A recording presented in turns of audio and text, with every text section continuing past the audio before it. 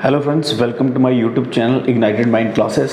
तो आज हम पढ़ेंगे क्लास 9th की साइंस का चैप्टर नंबर 1 और इसमें हमने पढ़ना है आज particles of matter attract each other. इस टॉपिक के बारे में देखिए, पार्टिकल्स जो है मैटर के वो अट्रैक्ट करते हैं एक दूसरे के साथ। कैसे करते हैं? एक्टिविटी परफॉर्म करेंगे, उसके बाद हमें पता चलेगा कि कैसे अट्रैक्ट करते हैं। देखिए, सबसे पहले हम बात करते हैं, आपने एक गेम खेलनी है फील्ड में, ठीक है। आपने क्या करना है, 4 ग्रुप बनाने हैं और ह्यूमन चेन्स फॉर्म करनी है जैसे यहाँ पे बताई गई है, ठीक है। ये देखिए, ये चेन्स दिखाई दे रही हैं 1.3 में। अच्छा, जो पहला ग्रुप है वो क्या करेगा, एक दूसरे को बैक से पकड़ेगा, पीठ मतलब पीछे बैक से पकड़ेगा और लॉक करेगा आर्म्स, जैसे इडू मिशिमी डांसर्स करते हैं, ठीक है। जैसे ये इसमें दिखाई दे रहा है, देखो इन्होंने क्या किया है, पीछे बैक पकड़ी है और हाथ को लॉक कर दिया है, ठीक है। उसके बाद क्या करना है, सेकंड ग्रुप क्या करेगा, ये तो फर्स्ट ग्रुप का काम था। सेकंड ग्रुप क्या करेगा, वो हैंड को पकड़ेगा और ह्यूमन चेन बनाएगा, यानी कि हाथ पकड़ के अपने एक दूसरे के हाथ। तीसरा ग्रुप क्या करेगा, वो चेन बनाएगा ईच अपने एक दूसरे का, मतलब कि फिंगर टिप्स को टच करेगा। समझ आई? अब यहाँ पे पता चल रहा है आपको कि ये किस चीज़ पर फोकस कर रहा है, यहाँ पर जो एक्टिविटी में बात कर रहा है 3 ग्रुप्स की, ठीक है। अब जो फोर्थ ग्रुप है ना, ये देखिए, फोर्थ ग्रुप जो है स्टूडेंट्स का, वो अब यहाँ पे इन्होंने क्या बताया कि वो दौड़ेगा और ब्रेक करेगा तीनों चेन जो बनाई हैं। एक पहली तो बनाई ना आपने बैक पकड़ के एक दूसरे की और मतलब लॉक किए आर्म्स, तो दूसरी बनाई आपने ह्यूमन चेन हाथ को पकड़ के और तीसरी आपने बनाई सिर्फ फिंगर टच करके। तो अब चौथा जो ग्रुप होगा स्टूडेंट्स का, वो उसको तोड़ने की कोशिश करेगा, तोड़ेगा और इतने मतलब कि हम कह सकते हैं कि 1 by 1 तोड़ेगा, इतने ग्रुप्स में जितने की पॉसिबल हो सके। तो अब आपने देखना है कि कौन सा ग्रुप आसानी से टूट गया और क्यों ऐसा हुआ, क्यों, ठीक है। तो यहाँ पर हम क्या बात करेंगे कि अगर हम हर एक स्टूडेंट को कंसिडर करें पार्टिकल ऑफ मैटर, ठीक है, इसका पार्टिकल मैटर का, तो देन कौन से ग्रुप में जो पार्टिकल्स हैं उन्होंने अपने आप को पकड़ा है मैक्सिमम फोर्स के साथ, तो ये आपको भी पता है जो कौन सा ग्रुप था, ठीक है। तो अब हम बात करेंगे एक और एक्टिविटी के बारे में। आपने क्या करना है, एक आयरन नेल लेना है, पीस ऑफ चॉक लेना और रबर बैंड लेना है। अब कोशिश करनी है इनको किसके साथ तोड़ना है, हैमर के साथ, कटिंग या स्ट्रेचिंग करके, ठीक है। मैं तोड़ना किसी भी तरीके से, चाहे हैमरिंग करके तोड़ो, चाहे कटिंग करके तोड़ो या स्ट्रेच करके तोड़ो, ठीक है। तो आपने तीनों सब्सटेंसेस को देखना है कि क्या आपको लगता है कि जो पार्टिकल्स हैं वो उन्होंने अपने आप को जकड़ा हुआ है बड़ी मतलब कि हम कह सकते हैं कि बहुत ज़्यादा फोर्स के साथ। अब ये चीज़ आगे आप सेम यहाँ पे एक्टिविटी 1.8 में दिया है कि आपने कुछ पानी लेना है कंटेनर में और क्या करना है, सरफेस ऑफ वाटर को कट करना है अपनी फिंगर्स के साथ, यानी कि ऊपर वाला जो हिस्सा है पानी का उसको कट करना है फिंगर के साथ। तो क्या आप उसको कट कर सके मतलब या नहीं, ठीक है। तो रीज़न क्या है कि कट करने के बाद भी वो पानी जो है वो बराबर मतलब कटता नहीं है, वो सेम ही रहता है, मतलब क्या चक्कर क्या है, ठीक है। ये तो तीनों एक्टिविटीज़ जो हैं हमने परफॉर्म की 1.6, 1.7 और 1.8। ये मैं बताता हूँ कि जो पार्टिकल्स हैं मैटर के, इनमें फोर्स होती है जो इनके ऊपर एक्ट करती है। इस फोर्स को हम क्या बोलते हैं, ये फोर्स जो होती है पार्टिकल्स को क्या करती है, ये फोर्स जो होती है ना, ये पार्टिकल्स को इकट्ठा मतलब एक साथ जोड़ के रखती है। तो जो स्ट्रेंथ है इस फोर्स की, फोर्स ऑफ अट्रैक्शन की, ये वेरी करती है, मैटर पे डिपेंड करता है। चलिए हम बात करते हैं स्टेट्स ऑफ मैटर की। अब नेक्स्ट हमारा टॉपिक इसी चैप्टर का है स्टेट्स ऑफ मैटर। अब स्टेट्स क्या होती हैं इनकी, हम बात करेंगे कौन सी स्टेट में है, चाहे हम बात करें इसकी सॉलिड की, लिक्विड की या गैस की। तो ऑब्जर्व करना आपने डिफरेंट टाइप्स ऑफ मैटर्स, आपने देखा होगा कि आपके इर्द गिर्द काफ़ी सारे टाइप्स ऑफ मैटर हैं, ठीक है, और इनकी डिफरेंट स्टेट्स हैं। तो हम देख सकते हैं कि जो मैटर हमारे आजू बाजू में है ये 3 फॉर्म में एग्जिस्ट करता है, सॉलिड, लिक्विड और गैस, ठीक है, तीनों फॉर्म में एग्जिस्ट करता है।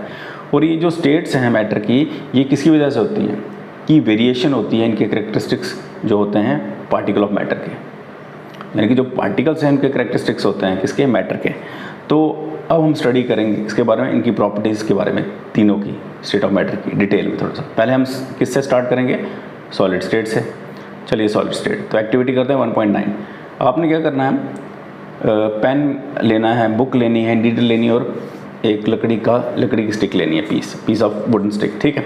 तो अब क्या करना है, इनकी शेप को ड्रॉ करना है नोटबुक में पेंसिल की हेल्प से, ठीक है। यानी कि इनको लेना है और इनके आजू बाजू में पेंसिल जो है इसके साथ इनका शेप ड्रा करना है कॉपी के ऊपर, नोटबुक के ऊपर। क्या सभी की डेफिनेट शेप है, डिस्टिंक्ट बाउंड्रीज हैं और फिक्स्ड वॉल्यूम है। तो इन्होंने ये भी पूछा है, अगर हम इनको पीटेंगे, पुल करेंगे, ड्रॉप करेंगे तो क्या होगा इनके साथ? क्या ये जो हैं कैपेबल हैं डिफ्यूजिंग, मतलब कि अपने एक दूसरे में डिफ्यूज़ करने के?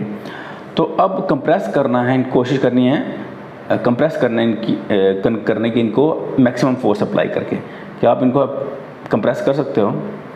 तो जितने भी एग्जांपल्स अभी मैंने आपको ऊपर बताई सॉलिड्स की, मतलब कहने का कि जितनी भी मैंने आपको एग्जांपल बताई ये सब किसकी हैं? सॉलिड्स की, ठीक है। तो हम ये ऑब्जर्व कर सकते हैं कि इनकी डेफिनेट शेप होती है, डिस्टिंक्ट बाउंड्रीज होती है और फिक्स्ड वॉल्यूम्स होता है। दैट इज़, मतलब कहने का मतलब ये है, इनमें नेग्लिजिबल कंप्रेसिबिलिटी होती है, ठीक है। सॉलिड्स में क्या होती है टेंडेंसी, अपनी शेप मेंटेन करने की कोशिश करोगे, कंप्रेस नहीं कर पाओगे। इनकी शेप जो है वैसी ही रहेगी और चाहे आप फोर्स लगाएंगे तब भी ये वैसे ही रहेंगे। सॉलिड्स टूट जाते हैं फोर्स के अंडर, बट इनको चेंज नहीं कर सकते आप इनकी शेप। यानी कि अगर वो स्क्वायर में है तो स्क्वायर में रहेगा, अगर आप उसको ज़ोर लगाओगे टूट जाएगा, लेकिन शेप नहीं चेंज होगी। इसलिए ये बहुत ही रिजिड होते हैं। ये पहले बात याद रखना, इसकी कैरेक्टरिस्टिक प्रॉपर्टी है कि सॉलिड्स आर रिजिड। अब यहाँ पे कुछ केसेस दिए हैं, पढ़ लेना इनको। जैसे रबर बैंड के बारे में पूछा है, क्या इस अपनी शेप चेंज करता है स्ट्रेच करने पर? क्या ये सॉलिड है? शुगर और साल्ट के बारे में पूछा है, जब इनको डिफरेंट जार्स में रखेंगे क्या ये जार की शेप ले लेंगे? क्या ये सॉलिड है? स्पॉन्ज के बारे में पूछा है, ये सॉलिड है बट हम इसको कंप्रेस करते हैं, क्या से, क्यों? तो जितने भी ऊपर एग्जांपल दिए सॉलिड की, देखिए रबर बैंड चेंज करता है शेप अंडर फोर्स और रीगेन करता है सेम शेप जब हम क्या करते हैं, जब हम फोर्स को रिमूव कर देते हैं इसमें, यानी फोर्स नहीं लगाते हैं। अगर हम एक्सेसिव फोर्स यूज़ करेंगे तो टूट जाएगा। तो जो शेप है इंडिविजुअल शुगर और साल्ट क्रिस्टल की वो फिक्स रहती है, चाहे हम उसको अपने हाथ में लें, प्लेट में लें या फिर जार में लें, वो तो उसकी शेप वैसी ही रहेगी।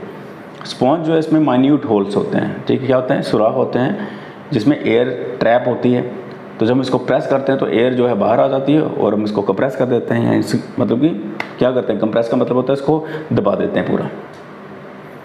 तो ये था सॉलिड का। अब हम बात करते हैं लिक्विड स्टेट की। देखिए लिक्विड स्टेट की जहाँ तक हम बात करें तो आपने क्या करना है, एक्टिविटी परफॉर्म कर रही है, जैसे इधर 1.10 में परफॉर्म की गई है, ठीक है। क्या करना है, आपने वाटर लेना है, cooking oil, milk, juice, cold drink लेनी है, ठीक है। और कंटेनर्स लेने हैं डिफरेंट शेप्स के, जैसे मर्जी आपने देखा डिफरेंट कंटेनर, जैसे बाल्टी है, जग है, मग है, कुछ भी है। और 50 ml मार्क कर देना उन कंटेनर्स पे एक मेजरिंग सिलेंडर लेके लेबॉर्ट्री से। तो क्या होगा, अगर इन लिक्विड्स को आप क्या करेंगे, स्प्लिट कर देंगे फ्लोर पे, ठीक है। अब क्या करना है, मेजर करना 50 ml कोई भी लिक्विड और ट्रांसफ़र करना है इसको अलग कंटेनर में वन बाय वन। क्या वॉल्यूम सेम रहेगा? तो क्या शेप जो है लिक्विड की वो सेम रहेगी? जब आप लिक्विड को पोर करते हो एक कंटेनर से दूसरे में तो क्या वो ईज़िली फ्लो करता है? तो ये हम क्या ऑब्ज़र्व करते हैं यहाँ पे कि लिक्विड्स की कोई फिक्स शेप नहीं होती है, बट ये कि फिक्स्ड वॉल्यूम होता है। और जिस चीज़ में भी आप डालेंगे, जिस बर्तन में भी आप इस लिक्विड को डालेंगे तो वो उसकी शेप ले लेता है। सपोज़ करो आप जग में डाला तो जग की शेप ले लेगा, हैं? अगर आपने ग्लास में डाला तो ग्लास की शेप ले लेगा, ठीक है। तो लिक्विड जो हैं फ्लो करते हैं और चेंज करते हैं शेप, ठीक है। तो इसलिए ये रिजिड नहीं होते, बट इनको हम फ्लूइड बोल सकते हैं। अब एक्टिविटी 1.4 और 1.5 को रेफ़र कीजिए, जहाँ पर आपने क्या देखा कि सॉलिड और लिक्विड्स जो हैं वो डिफ्यूज़ करते हैं किसमें, लिक्विड्स में। तो गैसेस जो है एटमॉस्फेयर में वो डिफ्यूज़ करती हैं और डिज़ोल्व करती हैं किसमें, पानी में। तो ये जो गैसेस होती हैं, स्पेशली हम CO2 और O2 की बात करें, यानी कि ऑक्सीजन और CO2 की बात करें, ये क्या हैं, हमारे सर्वाइवल के लिए ज़रूरी हैं, खासकर एक्वेटिक एनिमल्स और प्लांट्स के लिए। तो जितने भी लिविंग क्रिएचर्स हैं इनको ब्रीथ करने की ज़रूरत है सर्वाइवल के लिए। तो जो पानी में रहने वाले जानवर होते हैं वो वाटर के अंदर ब्रीथ करते हैं, क्योंकि वहाँ पर डिज़ोल्व्ड ऑक्सीजन होती है पानी में जो ऑक्सीजन घुली होती है, डिज़ोल्व होती है। तो हम यहाँ से कंक्लूड करते हैं कि सॉलिड, लिक्विड और गैसेस जो हैं वो डिफ्यूज़ करती हैं लिक्विड्स में। ठीक है, अब देखो रेट ऑफ डिफ्यूजन की बात कर रहे हैं लिक्विड्स की, वो देखिए ये हायर होती है सॉलिड के मुकाबले। ठीक है, तो ये किसकी वजह से होती है, ये होती है किस फैक्ट की वजह से, कि लिक्विड स्टेट में जो पार्टिकल्स मूव करते हैं फ्रीली और इनमें ग्रेटर स्पेस होती है एक दूसरे के बीच में। अगर हम किसके मुकाबले किसके कंपैरिजन में लाएं, सॉलिड स्टेट के। ठीक है, यानी कि सॉलिड में स्पेस बिल्कुल ना के बराबर है, बट लिक्विड में स्पेस होती है। ठीक है, अब हम बात करते हैं गैसेस स्टेट की। तो गैसेस स्टेट में क्या है, गैसेस स्टेट में आपने देखा, ऑब्जर्व किया होगा, बैलून सेलर जब वो लार्ज नंबर ऑफ बैलून्स को फिल करता है, एक ही सिलेंडर जो होता है गैस का उसके पास देता है ना गुब्बारा आपको। तो अब आपने क्या करना है, इंक्वायर करना है इससे ही गुब्बारे वाले से कि कितने बैलून जो है वो एक सिलेंडर से फिल करता है। उसको पूछिए कि कौन सी गैस जो है वो सिलेंडर में होती है। ठीक है, अब एक्टिविटी 1.11 में हम क्या करेंगे, यहाँ से हमें पता चलेगा इसके बारे में। आपने 300 ml सिरिंज लेनी है और क्लोज़ करनी है उनकी नोज़ल रबर कॉर्क के साथ, जैसे यहाँ पे आप देख रहे हैं फिगर 1.4 में, ये देखिए, देख रही है ना, ये रबर कॉर्क आगे लगाई है। ठीक है, उसके बाद आपने क्या करना है, कि रिमूव करना है पिस्टन, सभी सिरिंजेस से पिस्टन को रिमूव कर देना। पिस्टन देखा ना, पिस्टन क्या होता है, ये देखिए पीछे ये हिस्सा होता है, इसको बोलते हैं पिस्टन, जिसको प्रेस किया जाता है। अच्छा, अब आपने क्या करना है, एक सिरिंज जो है उसको अनटच रखना है, उसको मतलब टच नहीं करना है, और सेकंड सिरिंज में आपने क्या भरना है, पानी और pieces of chalk in the third. एक सिरिंज को ऐसे ही रखना है। अब आपने क्या करना है, पहली सिरिंज को आपने छेड़ना नहीं है, पानी भरना है दूसरी में और चाक के पीसेस भरने हैं तीसरी में। अब हमने इंसर्ट करने हैं पिस्टन फिर से सिरिंजेस में। तो कुछ आप वैसलीन अप्लाई कर सकते हो पिस्टन पे इंसर्ट करने से पहले इनको सिरिंजेस में, ताकि वो मूवमेंट उनकी स्मूथ रहे, वैसलीन अप्लाई कर लें। अब आपने क्या करना है, कंप्रेस करना है कंटेंट, क्या करके, पुश करके पिस्टन को हर एक स्प्रिंज में दबाना है आपने पिस्टन को। ठीक है, हर एक स्प्रिंज में। ठीक है, देखिए जैसे ये दबा रहे हैं ये ऊपर। ठीक है, ये अच्छा, उसके बाद आप क्या ऑब्जर्व करोगे, कौन से केस में जो पिस्टन ईजिली आसानी से अंदर जाता है। तो क्या आपको इस ऑब्जर्वेशन से क्या पता चलता है। ठीक है, ये हो गया। अब आगे हम बात करते हैं, हमने क्या ऑब्जर्व किया कि जो गैसेस हैं वो हाईली कंप्रेसिबल हैं अगर हम बात करें सॉलिड्स और लिक्विड्स के मुकाबले। यानी कंप्रेस कौन होता है इजीली या हाईली, हम कह सकते हैं गैसेस। तो जो LPG गैस जो आप घर में यूज़ करते हो खाना बनाने के लिए, कुकिंग के लिए, या फिर जो ऑक्सीजन सप्लाई की जाती है हॉस्पिटल में, वो कंप्रेस्ड गैस होती है। कौन सी गैस होती है, कंप्रेस्ड, जो आसानी से कंप्रेस की जाती है।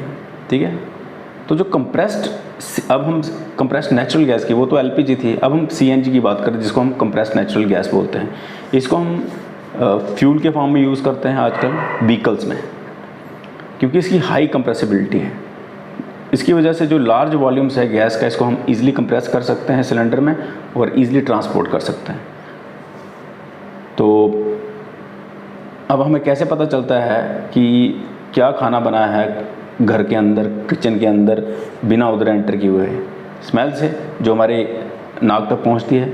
तो ये कैसे पहुंचती है हमारे, मतलब कि हमारे पास कैसे हम इसको सेंस करते हैं। तो जो पार्टिकल्स होते हैं अरोमा के, अरोमा ऑफ फूड, मतलब कि जिसकी खुशबू होती है पार्टिकल्स की फूड की, वो मिक्स करती है एयर के पार्टिकल्स के साथ और वो स्प्रेड करती है कहाँ पे, किचन से और हमारे यानी वहाँ से चलती है, किचन में मिक्स हुई और हमारे तक आएगी, इवन चाहे हम दूर बैठे होंगे। तो जो स्मेल है गर्म खाने की जो बना हुआ है वो हमें हमारे पास सेकंड्स में पहुंचती है। तो इसको आप कंपेयर करें रेट ऑफ डिफ्यूज़न, चाहे वो सॉलिड्स की बात कर रहे हैं चाहे वो लिक्विड्स की बात करें। तो जो हाई स्पीड है पार्टिकल्स की और लार्ज स्पेस जो होती है इनके बीच में, ठीक है, गैसेस जो शो करती हैं प्रॉपर्टी डिफ्यूज़न की बहुत ही ज़्यादा फास्ट दूसरी गैसेस में, समझ आई।